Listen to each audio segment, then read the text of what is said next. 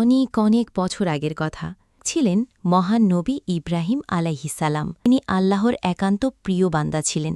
সব সময় চেষ্টা ছিল আল্লাহর আদেশ পালন করা এবং মানুষকে সত্যের পথে ডাকা। ইব্রাহিম আলাইহিসালাম অনেক বছর ধরে আল্লাহর কাছে একটি সন্তান কামনা করছিলেন। অবশেষে আল্লাহ তার প্রার্থনা কবুল করলেন এবং তাকে এক সৎ পুত্র দান করলেন। এই সন্তানকে তিনি খুব ভালোবাসতেন।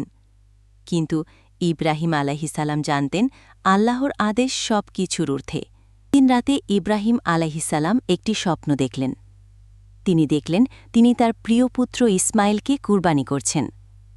তিনি বুঝলেন এটি কোনো সাধারণ স্বপ্ন নয়, এটি আল্লাহর পক্ষ থেকে নির্দেশ। পরের দিন তিনি তার পুত্র ইসমাইল আলাইহিসালামকে ডেকে বললেন, হে আমার পুত্র, আমি স্বপ্নে দেখেছি যে আমি তোমাকে কুরবানি করছি। তুমি বলো তোমার মত কি? ইসমাইল আলাইহিসালাম কোনো দ্বিধা না করে বললেন, হে আমার পিতা, আপনি যা আদিষ্ট হয়েছেন তা করুন। ইনশাল্লাহ আপনি আমাকে ধৈর্যশীলদের একজন হিসেবে পাবেন। তারপর ইব্রাহিম আলাইহিসালাম তাকে শুইয়ে দিলেন, চোখে কাপড় বাঁধলেন এবং কুরবানির জন্য প্রস্তুত হলেন।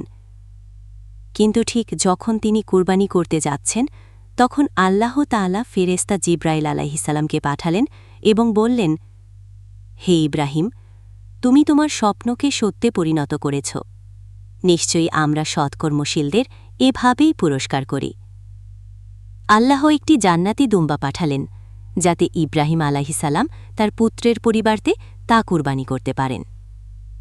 এই মহান পরীক্ষায় ইব্রাহিম আলাইহিসালাম এবং ইসমাইল আলাইহিসালাম উভয়েই উত্তীর্ণ হন। আর এই ঘটনার স্মরণেই প্রতি বছর মুসলমানরা আল্লাহর সন্তুষ্টির জন্য কুরবানি করে থাকেন।